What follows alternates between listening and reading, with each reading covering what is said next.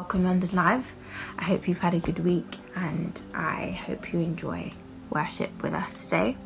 Herel will be preaching, but before we start worship, I just want to encourage you to speak into your life, and the following scriptures will affirm this. So Proverbs 16 verse 3 says, "Commit your actions to the Lord and your plans will succeed." Then we have Job 22 verse 27 that says, "You will pray to him and he will hear you, and you will fulfill your vows to him." And our last scripture that I will be sharing with you is from John 15 verse 7 that says, "But if you remain in me and my words remain in you, you may ask for anything you want and it will be granted." Hey there, London Live Church family. As some of you may know me, my name is Herel. I'm a pastor. I work here in the south of England, the South England Conference. And I just wanted to introduce a series of sermons that I'm sharing with you during this time of online church, of digital church. There's a series that I shared and created for my own church, Acts Church. And it's basically a 4-part series looking at how Jesus views things like race and privilege and being an ally and what these things mean. And these are really current and relevant ideas currently in the world that we find ourselves living in. So I hope these are ideas and concepts that are of value to you. I hope they challenge you in positive ways and help you to think and see both the world and the Bible and Jesus' ministry in a different way, like you never saw it before. And I hope these can encourage all of us to have even a little bit of growth, and we can continue the work that we're trying to do to extend the rollout of the kingdom of heaven. So I hope you're blessed. Looking forward to worshiping with you in person soon as lockdown allows us. But in the meantime, stay safe, and I hope these are a blessing to you. I raise a hallelujah in the presence of my enemy. I raise a hallelujah louder than the unbelief. I raise a hallelujah. My weapon is a melody.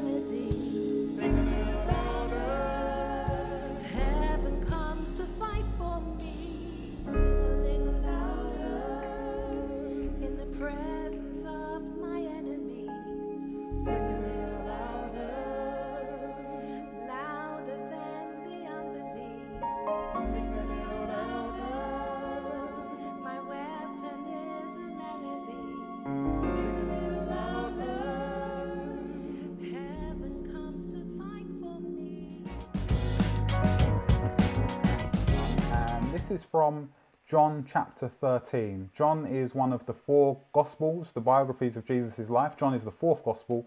And I just want to share a passage with you from John chapter 13.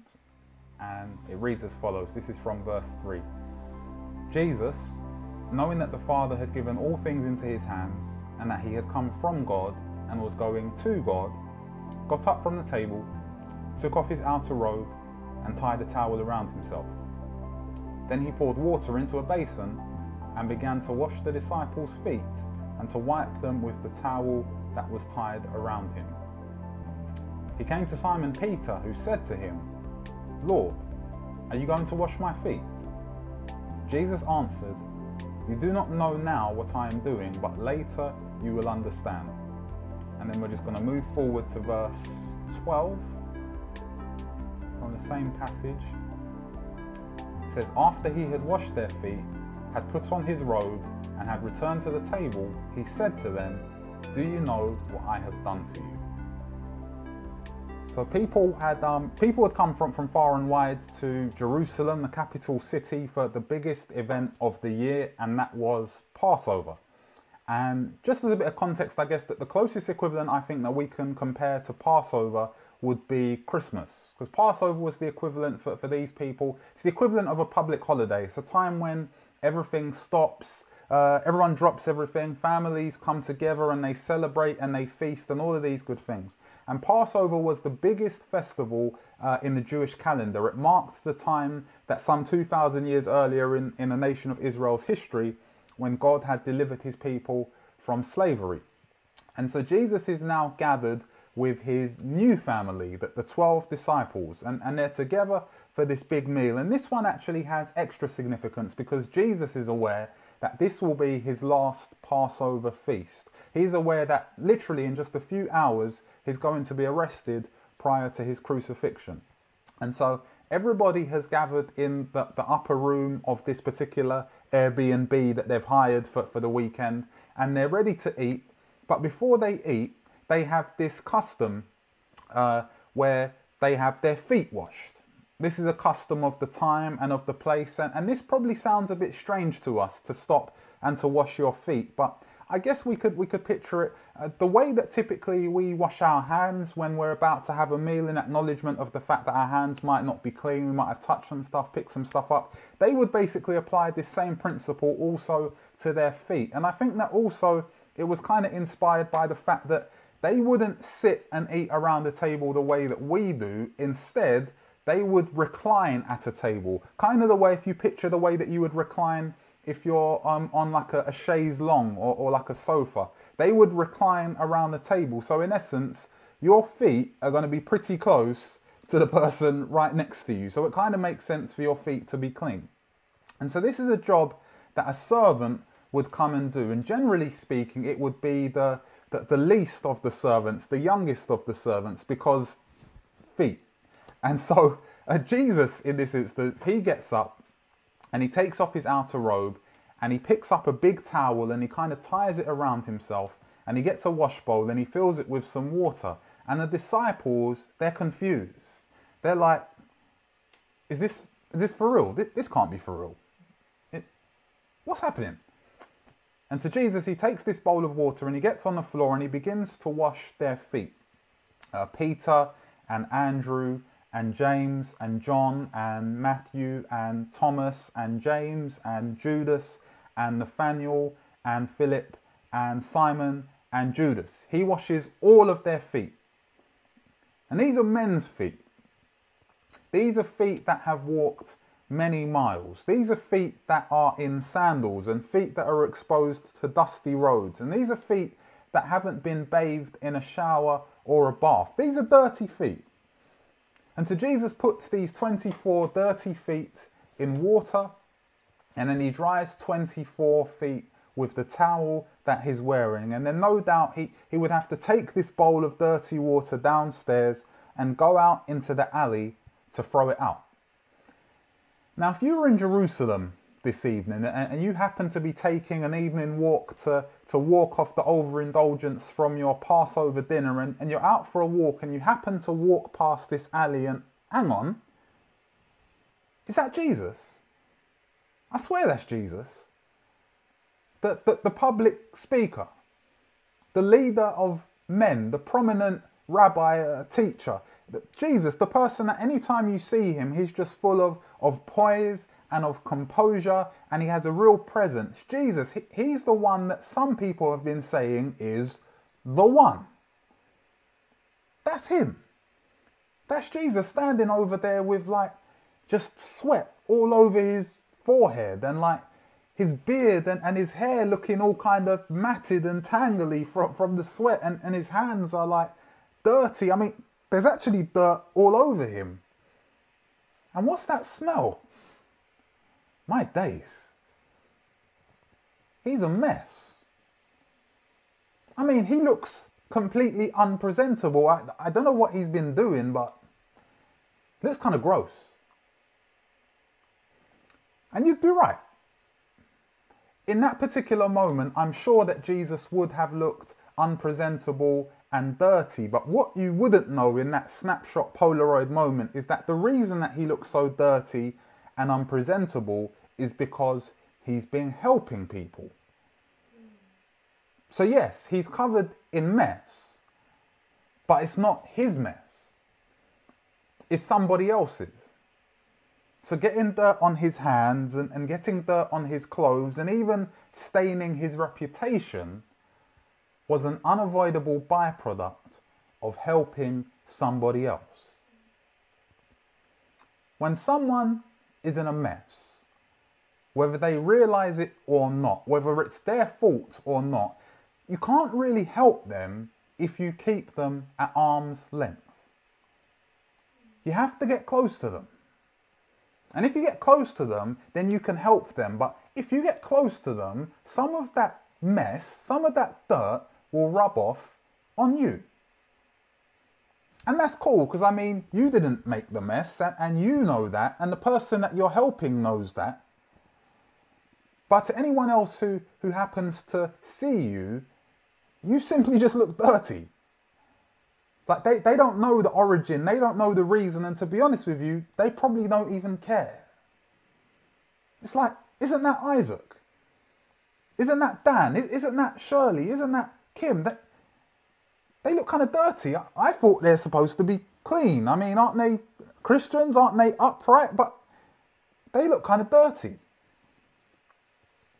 Metaphorically speaking, this kind of thing used to happen to Jesus like all the time. You see, Jesus chose to be what we would call an ally. And an ally is someone who, under normal circumstances, is not experiencing challenging conditions or risks that other people face in their day-to-day lives. But an ally chooses voluntarily to identify with people who are in those circumstances. And so in doing so, an ally also now exposes themselves to some of the challenges and the risks that other people are experiencing. So I'm going to be an ally. I will stand alongside you. And if people look at you as being dirty, then there's every chance that now they're also going to view me as being dirty because of how close to you that I am. So if people think that you're a rough sleeper, then they might think that I'm a rough sleeper too because I know your name and I'm talking to you like I actually know you. If people think that you have substance issues, then they might think that I have substance issues because I've invited you to just sit down and have a cup of tea outside of Costa with me. If people look down and judge you, then they'll probably look down and judge me too because we're in the same space.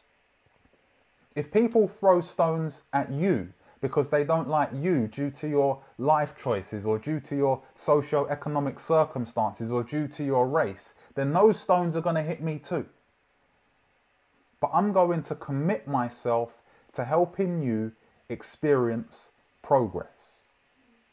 And this is what makes an ally different to simply being friends with someone, to simply being friendly with someone. An ally is different to just hanging out and having a good time, because being an ally means having a commitment to wanting something better for you, even if it costs me something. There's a time when Jesus was teaching in a public space, and there's a big group of people gathered around who have come to see him and listen to him, as was often the case. And so Jesus is in this public space, it's outdoors, and a man named Zacchaeus wanted to see Jesus. But Zacchaeus couldn't see Jesus because Zacchaeus, the Bible tells us, he's very, very short. And so Zacchaeus decides that he's going to climb up a tree. I think it was a sycamore tree. And Zacchaeus decides to climb up this tree so that he can see Jesus and hear what he's saying. And because of this action, because of this decision that Zacchaeus takes, I've kind of observed, just personally speaking, I've kind of observed that Zacchaeus is looked at as a bit of a comedic character. He's portrayed as someone who isn't really taken too seriously. Oh, Zacchaeus, he's that little guy that had to climb up the tree. He's kind of portrayed as a bit of a joke character. But the reality is, nothing could be further from the truth. Because you see, Zacchaeus by profession was a chief tax collector. And that doesn't really mean too much to us. But if we were drawing a comparison in modern day terms, I think that we would genuinely compare Zacchaeus to like a mob boss. Because you see, this is how it worked. Zacchaeus has a number of men working on the road, making money on his behalf. He has these men, these workers out collecting money from regular citizens like you and I. So there's a head tax. This is a tax that you have to pay for being alive.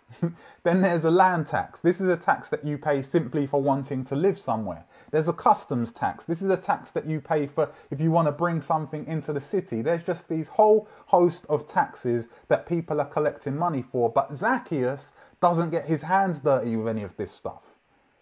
That's what his workers are for.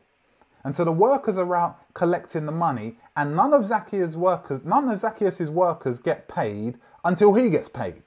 So they're out there and they bring in the money, and then the money goes to the top to Zacchaeus, and then he gives them a cut of what they bring in.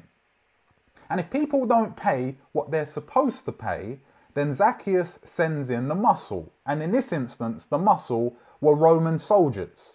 They're the ones who go and by hook or by crook, they're going to get what's owed them, and they collect. And so Zacchaeus is basically at the top of what we would now kind of consider to be a bit of a protection racket. He's like the boss at the top of this racket. And so it's really important that we understand Zacchaeus isn't a joke. He isn't just some silly little comedic character.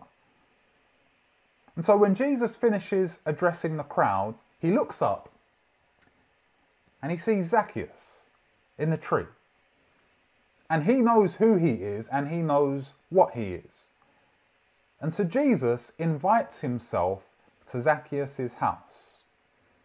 Zacchaeus doesn't say, oh, please come to my house. Jesus publicly declares in front of everyone, Zacchaeus, I'm coming to your house. And when people see Jesus affiliating himself with a person like Zacchaeus, they turn their noses up. Ugh. Zacchaeus is like the nastiest piece of work going. I mean, I thought Jesus was supposed to be clean and holy and upright. He's making himself dirty by association. But Jesus' actions are really expressing, you might see some dirt rubbed off on me, but I'm not actually too bothered about that. Because I'm trying to help Zacchaeus. And how can I help him if I don't get close to him? Now, I know who I am. I know that I'm not going to become like him. But maybe, if I don't keep him at arm's length, maybe he might become like me. And then Zacchaeus, totally unprompted, Zacchaeus then declares, he shouts out publicly, Lord, I'm going to give half of what I have to the poor. And if I have defrauded anybody, I'll pay them back fourfold. Now, I'm not sure there's any if needed here, Zacchaeus. We're all quite sure that you have defrauded people.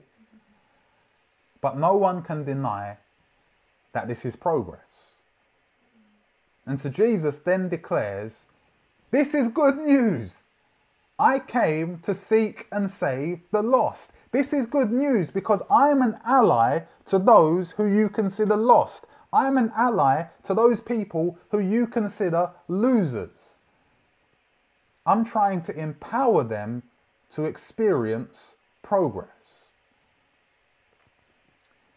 When you choose to be an ally, you are relinquishing the ability to control how people perceive you.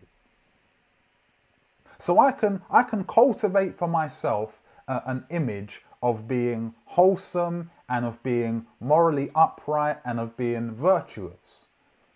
But as soon as I ally myself with either a person or a cause that isn't perceived as wholesome and upright and virtuous, I can now no longer manage my own image. Other people are going to draw their own conclusions that I can no longer manage. And so I have to ask myself a question. Do I manage my image or do I help the person? Do I manage my image or do I support the cause? Because I might not be able to do both. One thing that I'm learning and observing more all the time is that people whose primary concern is being perceived as upright and virtuous often aren't able to do that much stuff that is upright and virtuous. Because sometimes the most virtuous work is also the dirty work that can stain a reputation. Some of you have maybe heard of Colin Kaepernick. And Colin Kaepernick, he was a quarterback for the San Francisco 49ers, an American football team. And he decided some time back to take a knee during the American national anthem to protest against police brutality and racial injustice. He thought to himself, how can I stand up with my hand on my heart and sing a song declaring that this is the land of the free when many of my people aren't experiencing anything close to freedom as a black person? And so he decided that he was going to take a knee to protest against police brutality and against racial inequality. And he was doing something that he thought was upright and virtuous. And President Trump called him a son of a female dog. President Trump paraded outside of a church holding a Bible in his hand to be perceived as upright and virtuous. But I will let you form your own conclusions about his morality in spite of the fact that the perception holding a Bible is upright and virtuous. As followers of Jesus, we aren't called to look like we're doing the right thing. We are called to do the right thing. And if that happens to look good, then great. But if it doesn't, the good thing still needs to be done. People will think what they think. Jesus was an ally to individual people who needed help, whether they realized it or not. He was an ally to people whether they perceived themselves as being dirty or whether other people perceived them as dirty. But he wasn't just an ally to individuals who needed help. Jesus was also an ally to causes. Allies are really important when it comes to moving the needle on issues of social change. So, for example, when women fight for equal rights, it actually makes a big difference when men also speak up for the cause. And that's not because women aren't capable or they aren't strong enough, but it's because sometimes when a man vocalizes the issue, other men realize, oh, so this is actually something that affects all of us. When black people fight for civil rights and justice, it makes a significant difference when white people also ally themselves and also speak up for the cause. And that's not because black people never knew what to say. but it's because sometimes the issues become amplified when they come from other voices. And so Jesus allied himself to the causes of people with no voice and the causes of people who were being exploited. So a few days before Passover, the same Passover where Jesus would wash his disciples' feet, Jesus arrives in Jerusalem, the capital city, and all eyes are on him. And so the first thing that Jesus does, he goes to the temple. And the temple is like the centerpiece of the city. It's the religious and cultural hub. It's literally the most important place in Jerusalem.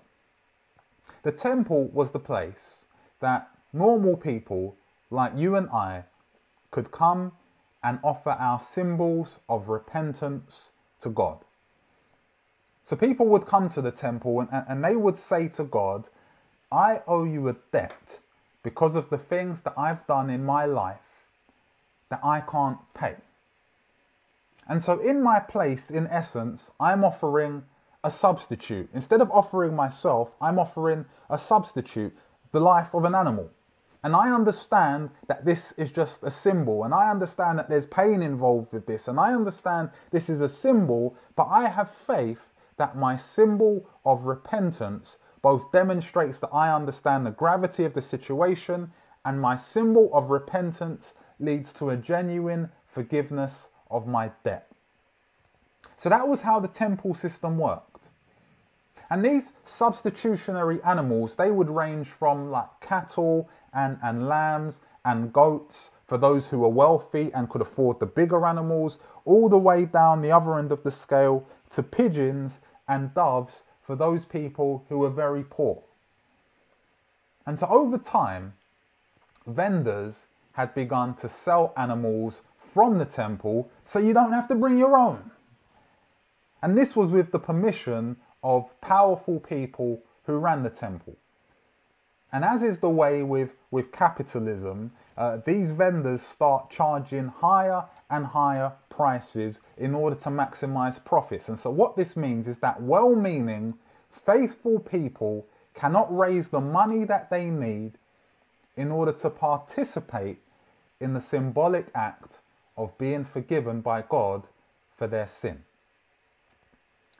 The powerful few at the top are oppressing a whole class of people and are making it challenging for them to be able to engage in their God-given right to be forgiven.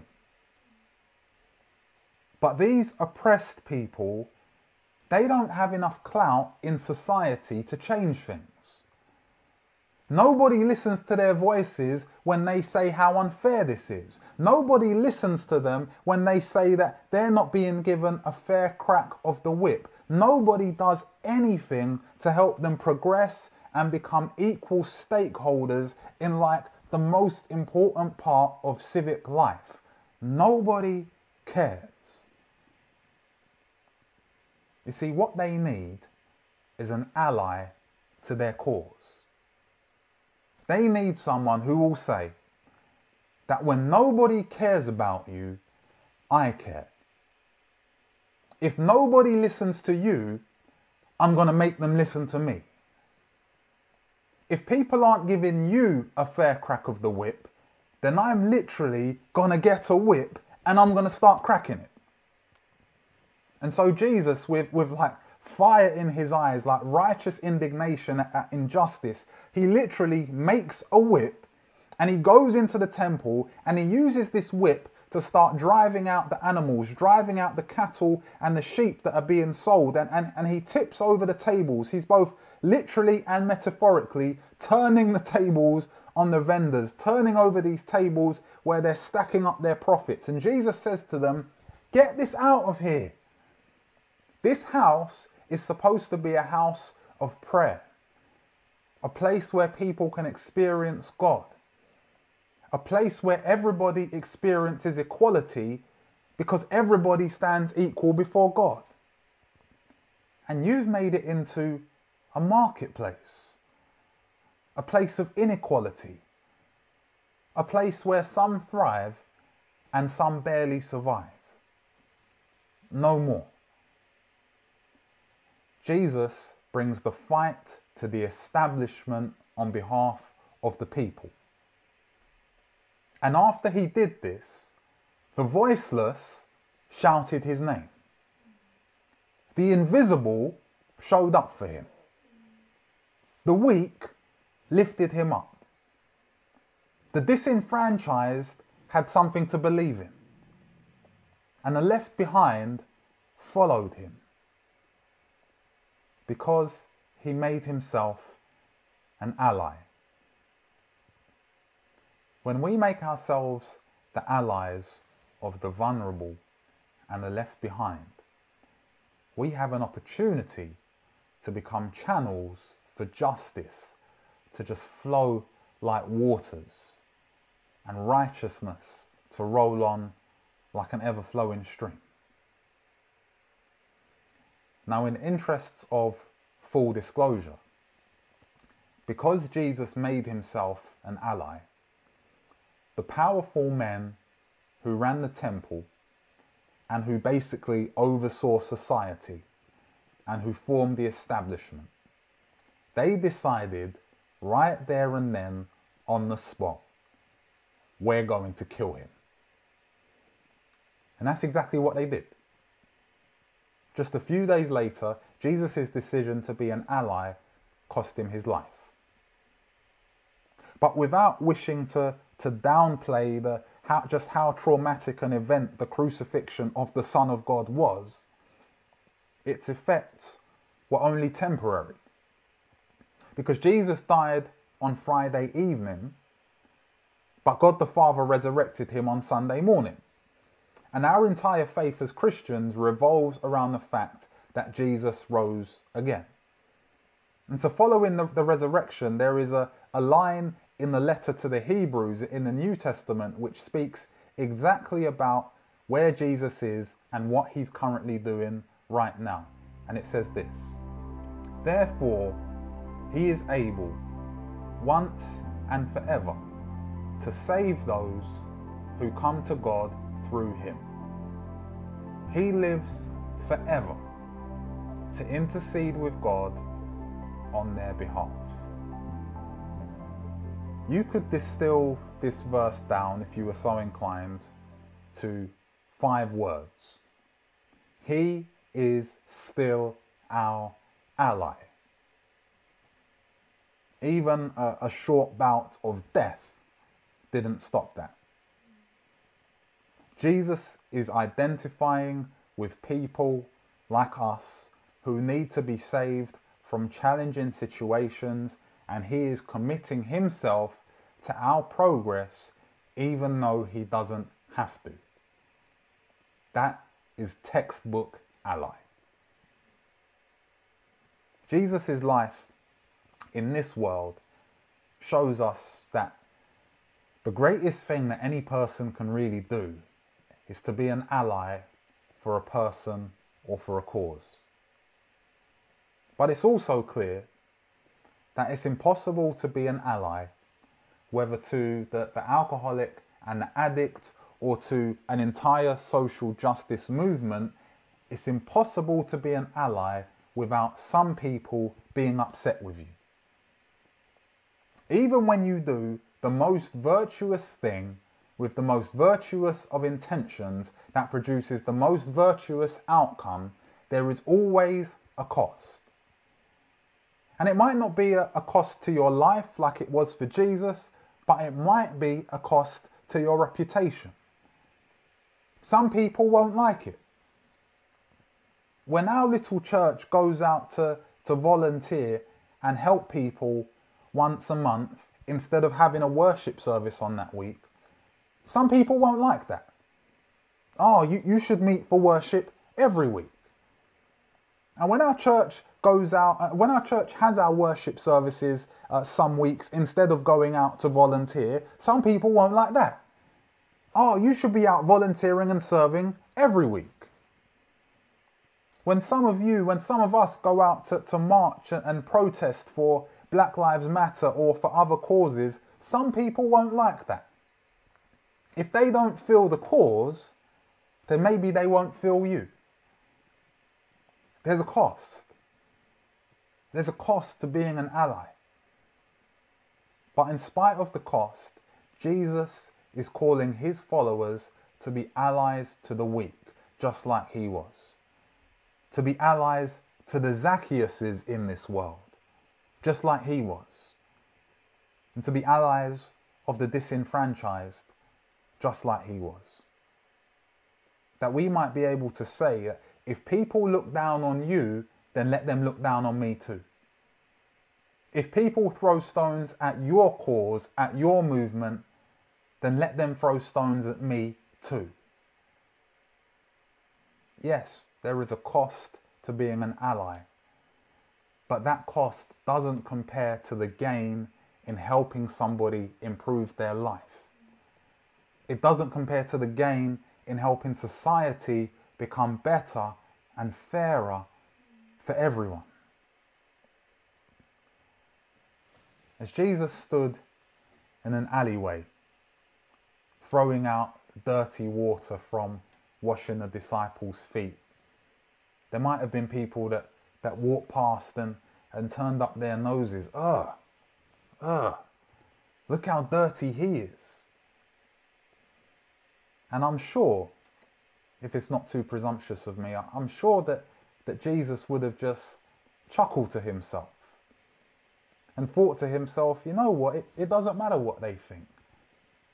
This is good dirt. This is good dirt. This is the dirt that you get on you for trying to help people. This is the dirt that you should actually be proud of. This is good dirt. It's just a bit of dirt. And so he cleaned himself up and he got dressed and he went back up to where the disciples were gathered. And he said this: "So if I, your Lord and teacher, have washed your feet, you also ought to wash one another's feet. If I wasn't ashamed to have your dirt rub off on me, then you shouldn't be ashamed to have other people's dirt rub off on you." That's the price of being an ally. Don't be ashamed of damage to your reputation when you're connecting with somebody whose life has gone in a different direction to yours. It's just a little bit of dirt. Don't be afraid of a little bit of damage to your reputation when you're standing up for a cause that is consistent with the love and the mercy of God. It's just a little bit of dirt. Don't be afraid of a little bit of damage to your reputation when you're in the mud, digging in the banks to let justice roll on like a river and righteousness like an everlasting stream. It's just a bit of dirt. And a little bit of dirt never hurt anyone.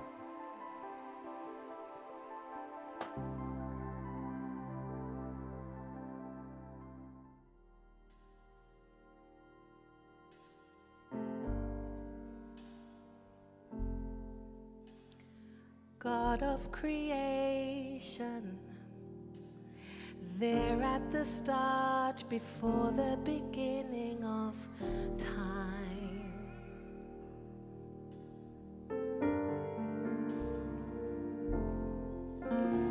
with no point of reference, you spoke to the dark and fleshed out the wonder of life.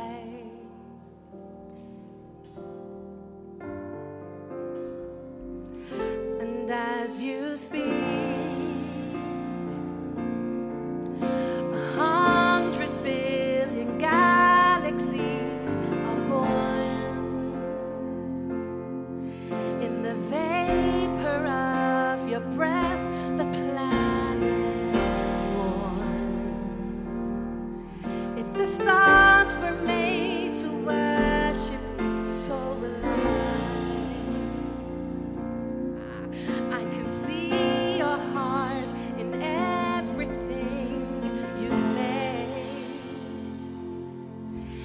every burning star, a signal fire of grace. If creation sings your praises, so will I.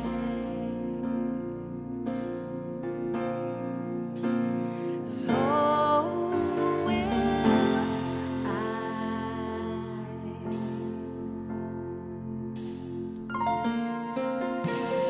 God of your promise, you don't speak in vain, no syllable empty your voice.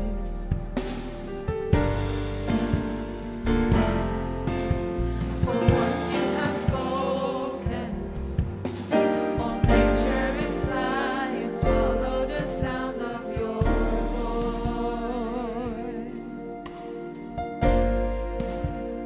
And as you speak, 100 million creatures catch your breath, evolving in pursuit of what you said.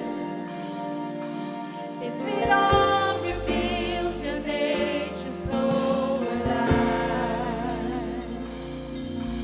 I can see your heart in everything you say. Every painted sky, a canvas of your grace. If creation still obeys you, so will I.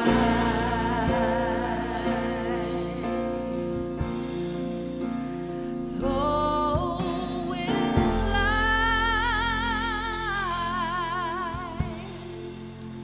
So will I. So will I. So will I.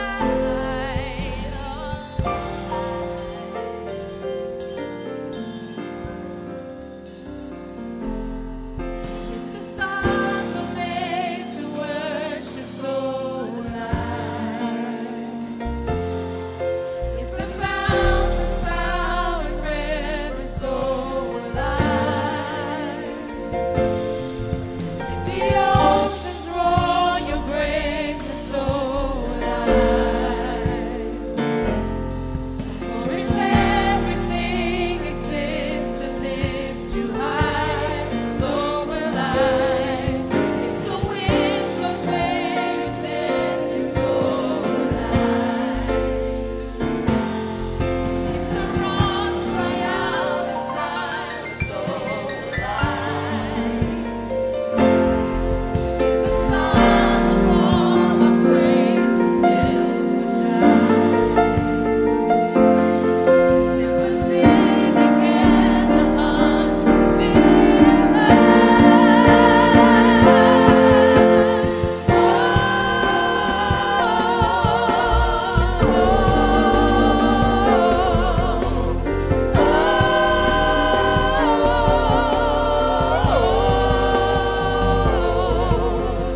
God of creation, you chase down my heart through all of my failure and pride. On a hill you created, the light of the world, abandoned in darkness to die.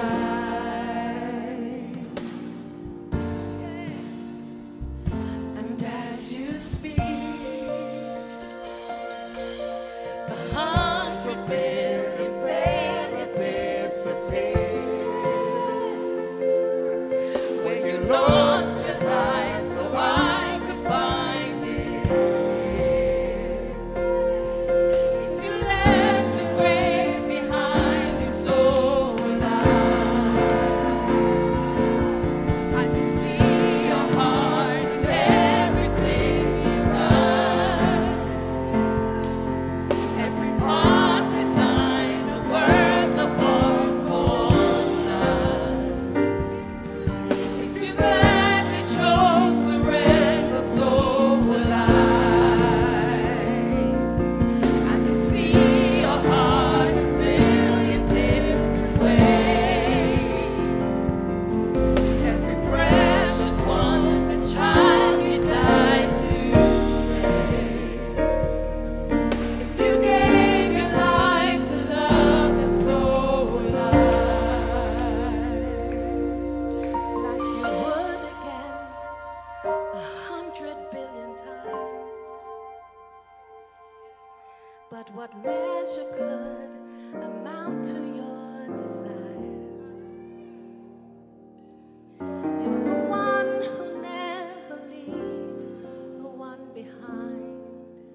thank you for your message, Pastor. I pray that those that were listening learned something very valuable to add to their lives. But before you go, if you would like to give some tithe or offering or both, our bank details will be on the screen. In the reference, you can write whether it's towards a hardship or tithe or offering. Hardship funds are for those who are in need of some financial help during these times. And straight after this call, we will have our Zoom call where we will come together, bust, joke, chill. So if you would like to join, the code is on the screen, which is 255-255-2001. And in order to get the password, just message one of our LondonLive social media accounts on Facebook or Instagram. But thank you for joining us today, and I pray you have a blessed week.